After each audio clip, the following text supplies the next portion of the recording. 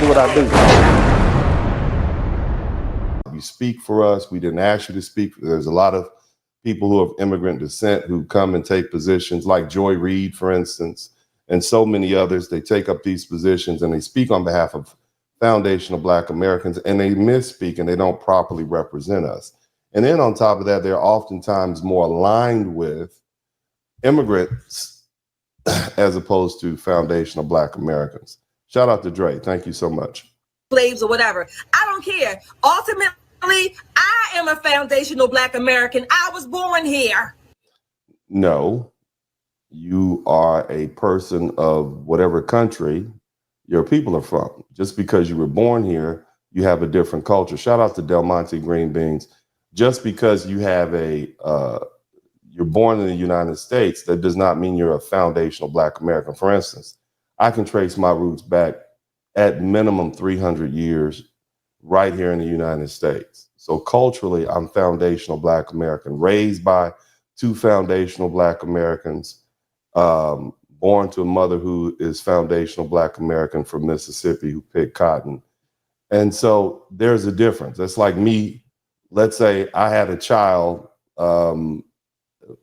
my American wife and I had a child in Ghana. And then I say, well, I'm Ghanaian. No, you're not. You're an American who had a child here. Culturally, you're different. And, you know, a lot of people talk about being separate and all of this other stuff.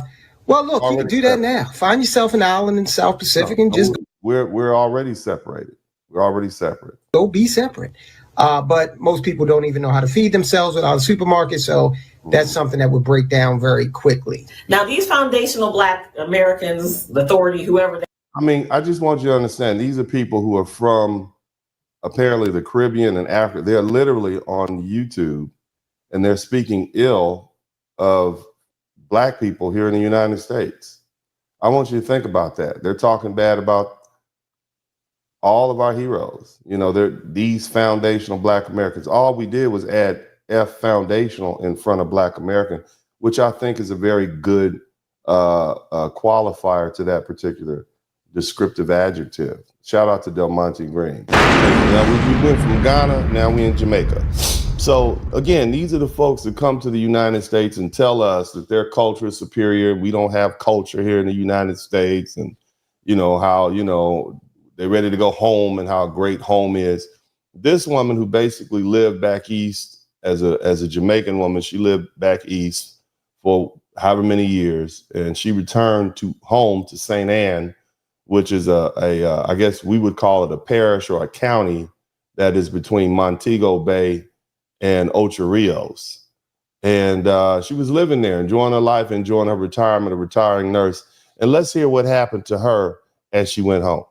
Her death dealt a major blow to her relatives, one of whom told CVM News exclusively it's likely she'll never return to Jamaica. 72-year-old retired nurse Lori. 72-year-old retired nurse. And you heard what the daughter said, I'm not even coming back to Jamaica after this. A 72-year-old retired nurse worked her whole life back east and went home, right? And then what happened? Mori dreamed of spending her final days in Jamaica, her homeland and her vision of paradise after years in the cold up north. She bought her dream home, complete with neighboring lots, where she enjoyed tunes from her favorites, Beanie Man and Buju Banton, raising chickens and planting crops. But that peaceful life was shattered last Friday. Mind you, this is 12 days old, so this just happened. Okay, this is not old news. Saturday morning, she was found dead. Approximately 7:48. Miss Lois Marrick, 72 years old, retired nurse of Pyramid Heights, Mortuary Center, was discovered. We would love to be a peaceful, loving people. Okay, we would love to be able to do that. But unfortunately, we live in an environment where we are surrounded by institutional racism and all sorts of other things. And sometimes it's, redneck in a pickup truck racism, and we have to deal with it. Shout out to Intricately Tangled. Thank you so much. And so this is part of the culture. This is how we're able to survive. And even our women are tough. You know, our women are strong for a reason. Now, sometimes we would not like our women to be as strong as they are, but the bottom line is they are a product of the culture. They have to be strong to exist in this environment, okay? Because they had to be strong. They had to be dominant, and I dare say masculine, because if they were just weak, dainty, and they would have fallen apart decades, centuries ago from the burden that they have had to share. So keep that in mind. It's the same, for the same reasons you hate us is the same reason that we're still here. All right. And that's what you need to understand. So like, you want to dance like us. You want to rap like us. You want to sound like us. You want to sing like us. You want to look like us. You want to dress like us.